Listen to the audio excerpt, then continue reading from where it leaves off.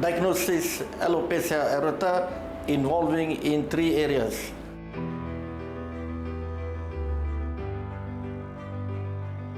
It is an autoimmune attack.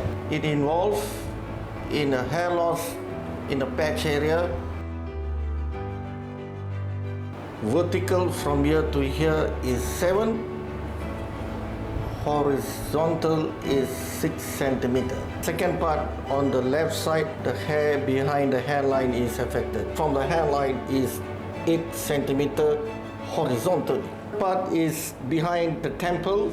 This is the temple area. Horizontally is about 4 centimeter. Vertically is about 3 centimeter.